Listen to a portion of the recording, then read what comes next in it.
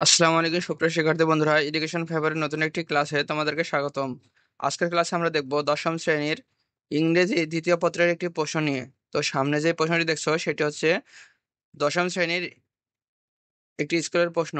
তো তোমাদের যাদের স্কুলে এখনো ইংরেজি দ্বিতীয় পত্রর পরীক্ষা অনুষ্ঠিত হয়নি, তারা এই প্রশ্নটি বাসায় একবার ভালোভাবে দেখতে পারো।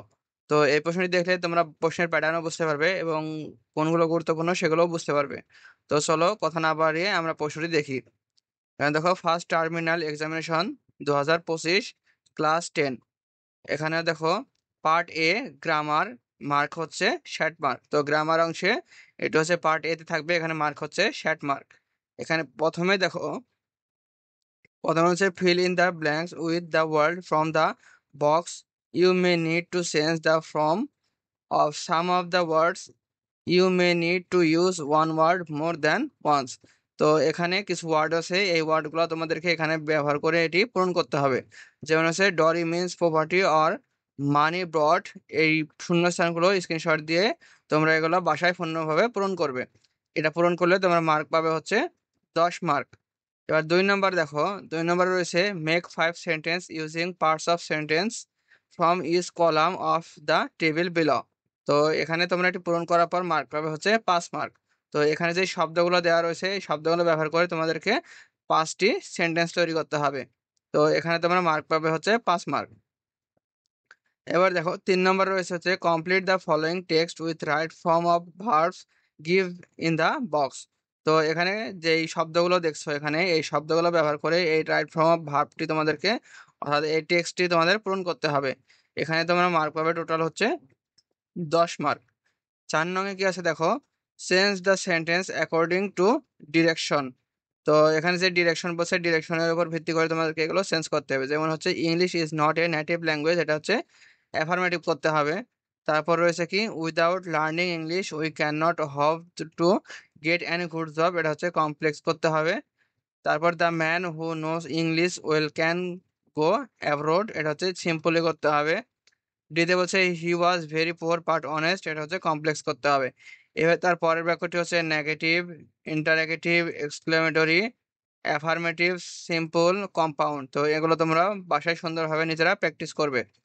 এর 5 নং দেখো make tag questions of this statement.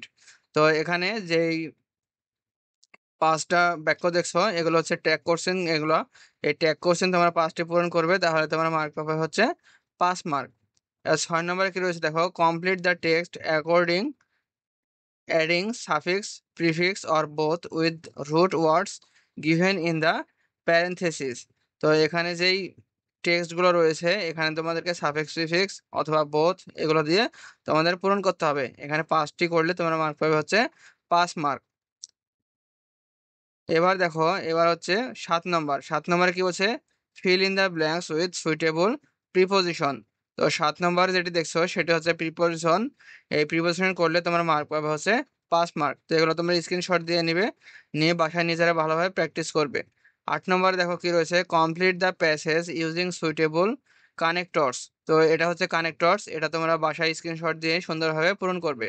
এখানে মার্ক হচ্ছে টোটাল 5 মার্ক। 9 নম্বরে কি রয়েছে দেখো use Capitals and punctuation marks where necessary in the following text. তো এই যে টেক্সট দেওয়া রয়েছে টেক্সটে তোমাদের হচ্ছে পাঞ্চুয়েশন গুলো সুন্দরভাবে ঠিক করতে হবে। এখানে মার্ক পাবে তোমরা হচ্ছে 5 মার্ক। এবার দেখো পার্ট বি রাইটিং টেস্ট, এখানে মার্ক হচ্ছে 40 মার্ক। এখানে 10 নম্বরে রয়েছে কি একটি paragraph, write a paragraph on load shedding. 11 নম্বরে এসেছে কি suppose you are Hamid living at Kandirpur, Comilla. Your friend Hamida lives in Dhaka. She wants to know what you intend to do after SSC examination. Now write an email to your friend about it. তো এখানে তোমরা এটি লেখার পর mark পাবে হচ্ছে 10 mark এবং প্যারাগ্রাফে ছিল 10 মার্ক। এবার দেখো composition, write a composition or your favourite hobby. এখানে মার্ক হচ্ছে 20 মার্ক। তো এই হচ্ছে তোমাদের প্রশ্ন। তো প্রশ্নটি তোমরা বাসায় খুব সুন্দরভাবে একবার প্র্যাকটিস করবে। খুবই গুরুত্বপূর্ণ একটি প্রশ্ন, তোমরা অবশ্যই বাসায় এটি ভালোভাবে দেখবে। তো আজকের ভিডিওটি এ পর্যন্তই, পরবর্তী লেকচারে আমরা অন্য কোনো একটি প্রশ্ন নিয়ে হাজির হব। তো ভিডিওটি শেষ পর্যন্ত দেখার জন্য তোমাদের ধন্যবাদ।